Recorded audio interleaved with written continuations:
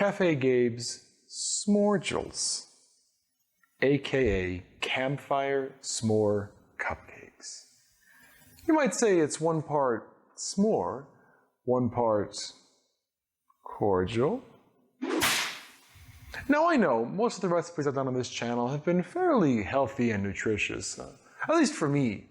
I do work out at the gym with weights 5 to 6 times a week, but for me, with nutrition, generally speaking, protein is supreme.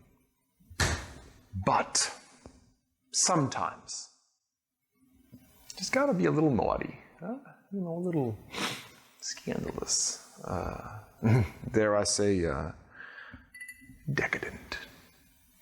This recipe, all of those things. Milk chocolate, marshmallow and marshmallow cream, graham crackers, a little bit of sugar, and the pièce de résistance, my secret weapon. Ardbegs, PT, NO scotch. Easily the peatiest scotch I have ever had. Not the cheapest, not budget breaking, but it just gives this recipe that extra little oomph. It gives it that campfire taste that you only get over an open flame, out wherever, definitely not in the loop. If you all are ready to take a pause on the protein and try something a little more indulgent, this is the recipe for you. Let's give it a shot.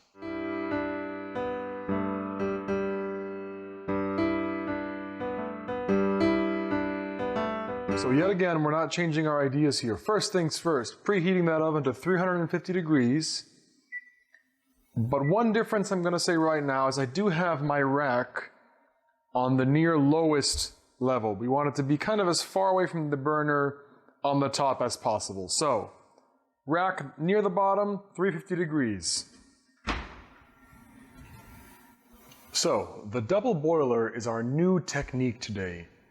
To be clear, one, I do not have a true double boiler, so I'm going to be using a stainless steel bowl in some warm water. The water doesn't actually need to be boiling for this specific thing to work. If anything, placing butter in chocolate into a double boiler with actual boiling water in this way is a one-way ticket to overheating your chocolate and needing to start entirely over, or you can always try to salvage it, but honestly it's not worth it. Do not boil your water if you are following my technique. If you have a traditional double boiler that suspends the second pot over the boiling water, that's much better. In this case, the way I am doing it, do not boil the water. I would say set it to medium-high heat. And let's start there. So that is already heating. I have my butter pre-cut in my bowl here. I'm going to turn on my scale. We are looking to use about 7.5 to 8 ounces of chocolate, around that range. It can be kind of tricky sometimes to find just enough. Or if you can buy it in bulk, even better, but same problem getting just enough. So, zeroed out, chocolate pre-cut here, 3.9, 6.4, 7.4, 7.9, gorgeous. We have got some good stuff going there. I'm going to let this water continue to heat, and when I think it's good, I will put my bowl delicately in the water. As the water heats up, I will show I already have our dries mixed together. This is our flour, our salt, our baking powder, and we are going to throw in a tablespoon of sugar. Now yes, we are using milk chocolate, but I will tell you, as I tested this recipe, even using as low as 40% cacao, it can still be fairly rich, so I'm going to do just a tablespoon of sugar to sweeten it up just a little bit. If you really love rich chocolate, you can totally skip it, that's totally fine. I would say that water is good to go, so I'm going to put our bowl in there. I'm going to drop our heat to medium, and now all we have to do, guys, is keep an eye on it. We do not want it to overheat. You will know if you overheated it because it will become the most ugly, mishmash, gloopy, awful thing. We want a silky, smooth, buttery chocolate mix. Going in for a closer look, test the bowl. Be sure you don't burn the hell out of your fingers. Feels easy to touch. A very gentle mixing. Gentle, gentle, gentle. If you want to be extra, extra safe, honestly, you can turn off the heat. Just lower the heat, turn off the heat, let things kind of settle, or just remove it from the heat.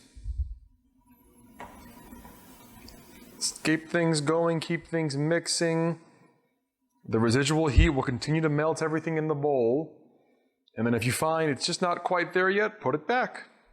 Give it 20 seconds to heat up, take it off, do it again.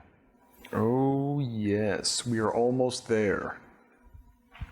We are just a few seconds away from being done, and as you can see, the water never even really bubbled to a boil. Oh man, this is looking good. Look at that goodness. Perfectly melted, not overdone, no big chunks left. Oh yes, the next step for us is going to actually be putting this into a larger bowl.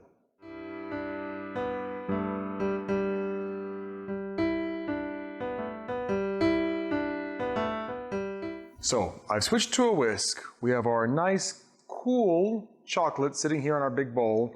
We don't want it to be too hot when we throw in our eggs, or we will scramble our eggs, and then we gotta start over all over again. So, let the chocolate cool. Then, with our egg and vanilla mixture, gonna give that a quick whisk. And pour that in there. Nice, gentle mixing, not too harsh.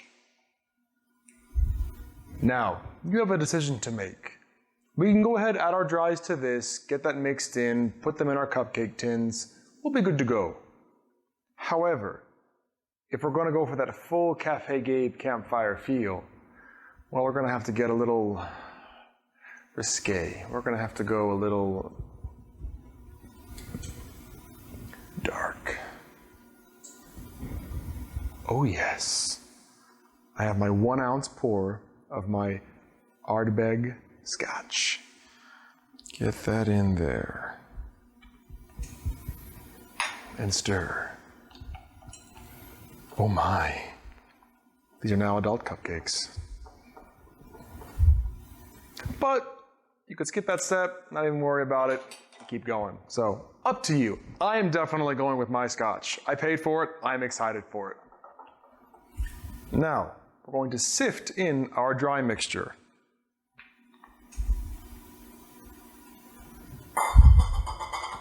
Give it a very light stir as we go. Now, we don't want to overmix this, just want to mix it enough where all the flour is fully incorporated. Okay, now to prepare our muffin tins, the name of the game is going to be getting them just about halfway. The batter is honestly a bit too thick, and it will always be too thick to really pour. But it's perfect for spooning, aren't we all? So, let us begin.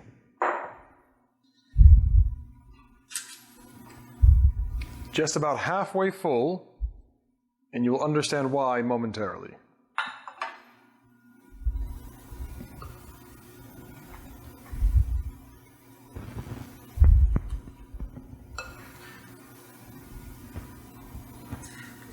So, all 12 cups are filled.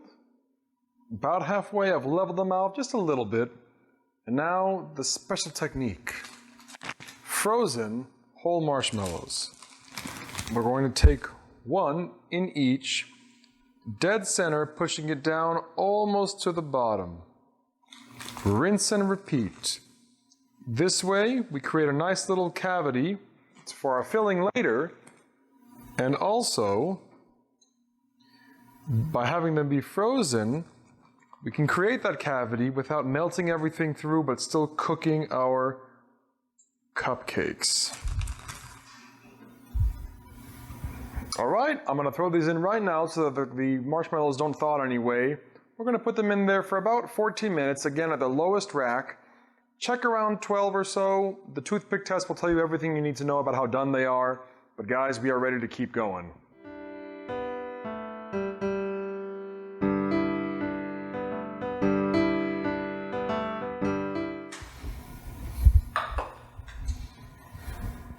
Okay, out of the oven, we want to give them about 5 minutes to cool. But what we can do now is just peel off our marshmallow tops. Oh yes. Oh yes. I'm going to take a little spoon and just carve out a bit more if we didn't get everything. Gonna give those 5 minutes. So it's been our 5 minutes. One last thing we're gonna do before we take them out of the tin is with a clean, wet set of hands. Just be sure we're getting all the way in there. We've got a nice, firm spot to line our filling. Okay, now the somewhat fun part. We get to dress these babies. I have our crushed graham cracker ready to go. I'm going to start by sprinkling a little bit in each cup. I want a graham cracker foundation. And now we begin to alternate. So, I have a pipe bag full of very, very, very sticky marshmallow cream. We're going to start off by just getting a little bit in there. Letting up. Ooh, ooh. Nice. I would definitely say start with a little. It's going to be a little tricky on you, that's okay.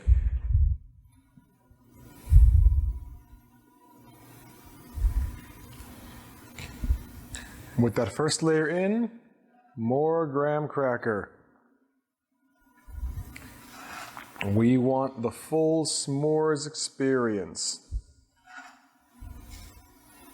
I'm not gonna lie, working with marshmallow cream is sticky as all hell and a little bit gross, but the end result will be delicious. Now, rinse and repeat.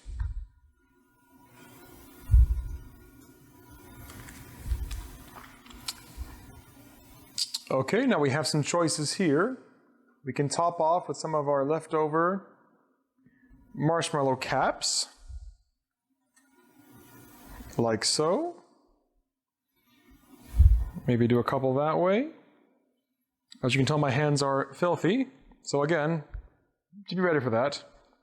Or a little more sprinkling of our graham cracker. We are good.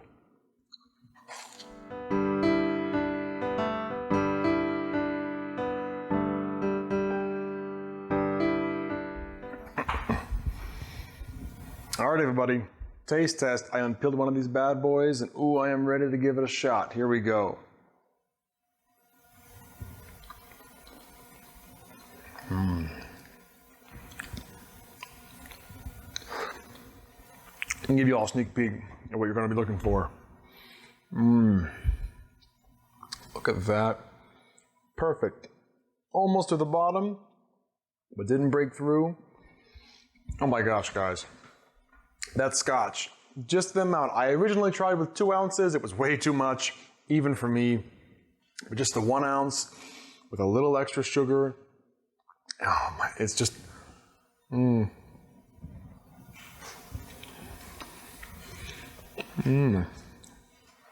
You can prepare these ahead of time, serve them cold.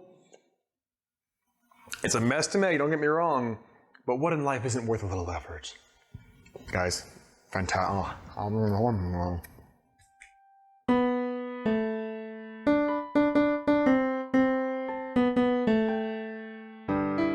right, guys, that's it. Smordials. Campfire s'mores cupcakes a la Café Gabe. Hey, every now and again, I'm gonna get a little indulgent, so don't worry. If you're sick of all the healthy meals, just give me time. The good stuff also comes out. Everyone, thank you so much for watching the video. If you haven't already, hey, subscribe to the channel. I've got new recipes like this coming out every week. If you tried the recipe and liked it, like the video. And if you have any suggestions for me, comments, questions, concerns, your own little twist on this idea, put it in the comments. I would love to hear it. Everyone, as always, thank you so much for coming to Café Gabe. Be well, stay safe. Adios. Okay, how do I just eat only 3 of these?